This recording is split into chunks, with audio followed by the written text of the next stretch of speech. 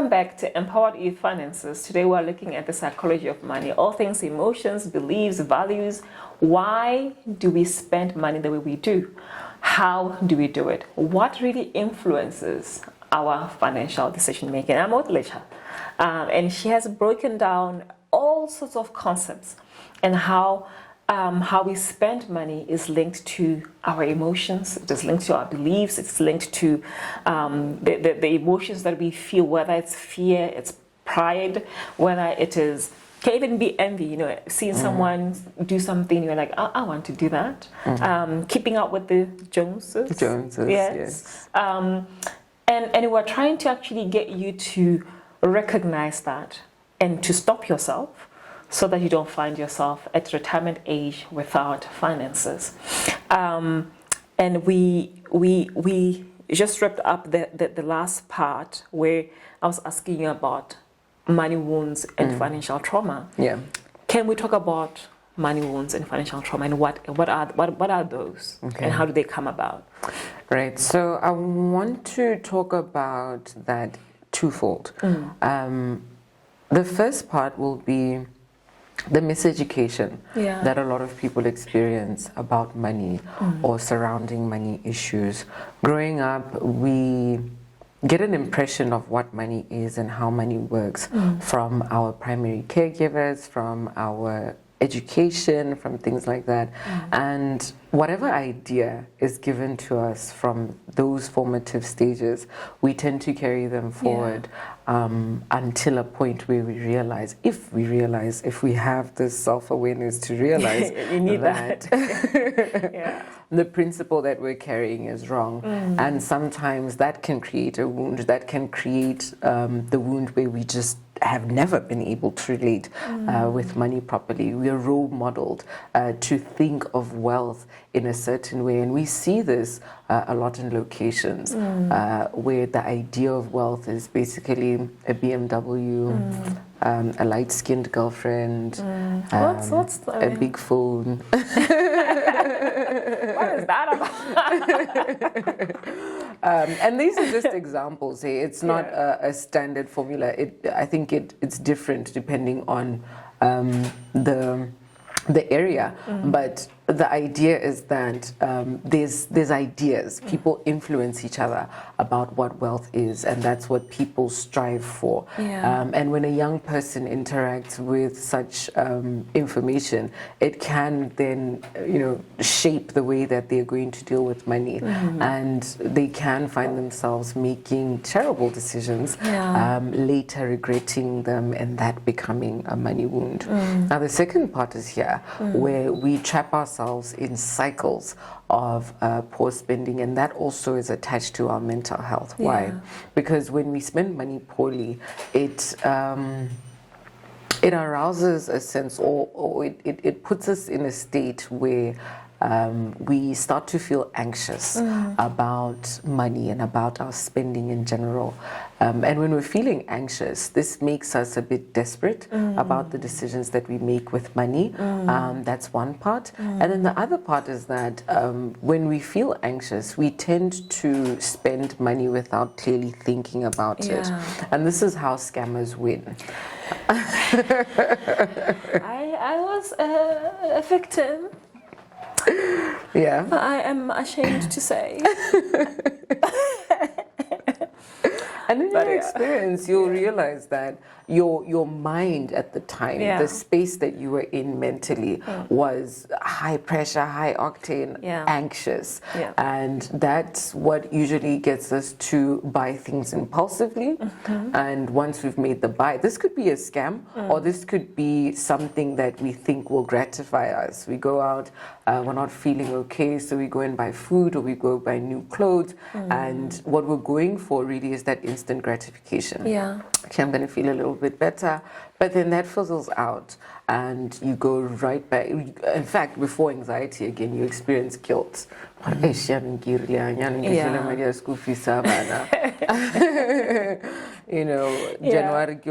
now I eat my uniform, all of this. So all that guilt then returns you to where you started, being anxious, and the cycle repeats itself like that.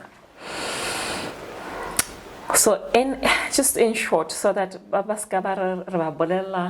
along things, how do we heal money wounds? How can we heal all these things that come to inflict a wound? Yeah. We need education. Okay. We need information. The Bible says, my people will perish for the lack of knowledge. Yeah. And that's exactly where a lot of gaps are. We don't know what we don't know. And we need to be able to empower ourselves to know the right things. And this involves also your emotional processing, your mental health as well, because the two are interconnected. Yeah. We cannot divorce our ability to be, or we cannot divorce our capacity for emotional intelligence from the way that we behave with money. That's why some people have an element. We walk different. We float. But you know, when you have money, though, it feels good. Like even when you sleep, you can sleep deeper. Well, at least I do.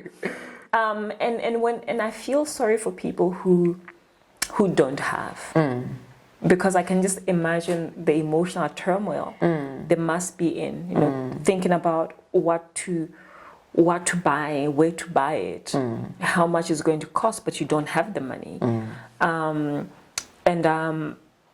But for me, the way I live my life, I believe in delayed gratification.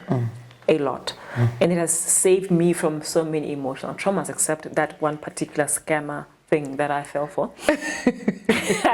But I think it was also a lesson for me that sometimes you can also I think even, you know, being scammed was a trauma response, because I was thinking about, you know, if I could just make this amount that is being said I will make, it will, you know, relieve me of so many other responsibilities that are on my table.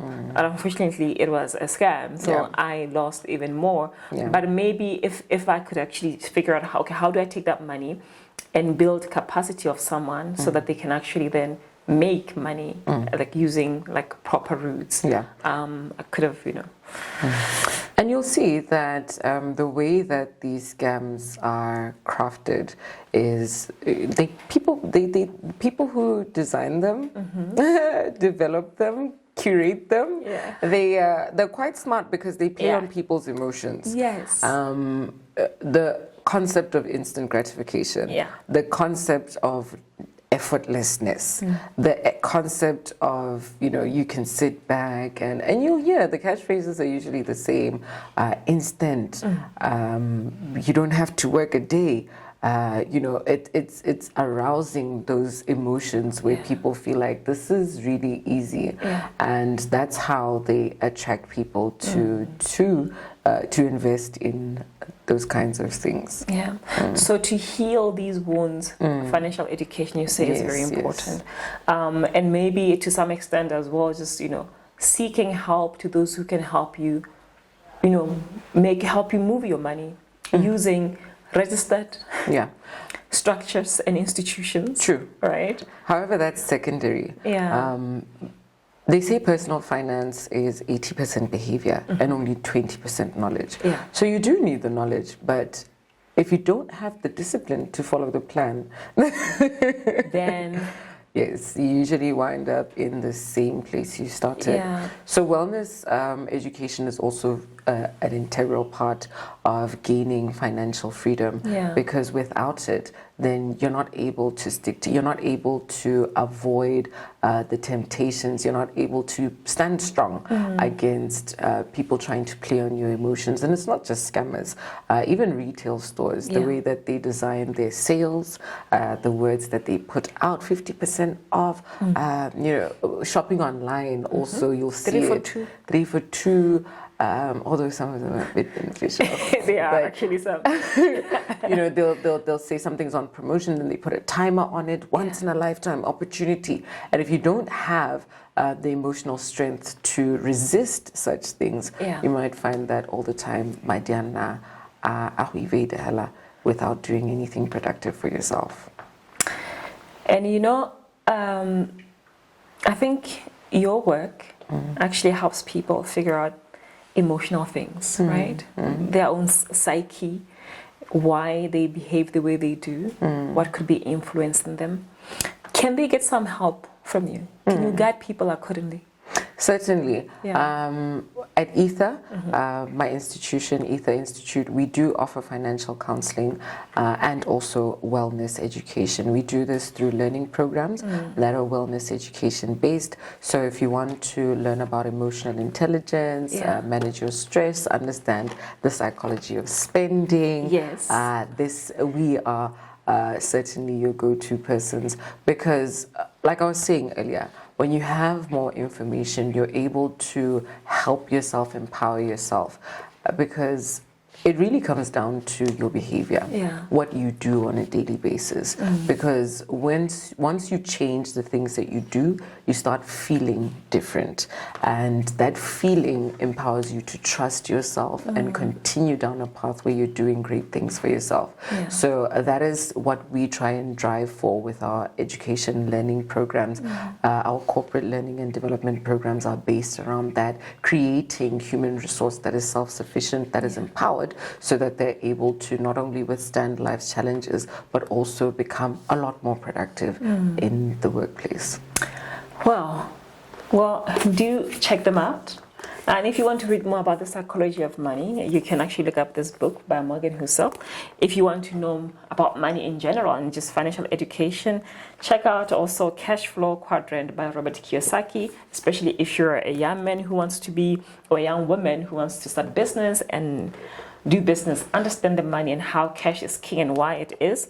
If you want to know more about land, because we've been talking about land as well the past couple of episodes. We had Ray Gilbert Senior here before. He also has a book that explains a lot about land and how one can derive wealth from our land. Now, just in conclusion, what are 2 or 3 things that you want young people to take from this conversation moving forward? I hope young people understand the importance of setting financial goals and understand the link between their emotions and their behavior around money. Most of the time, young people have this saying that, I make a budget, but I just don't know what happens at the end of the month.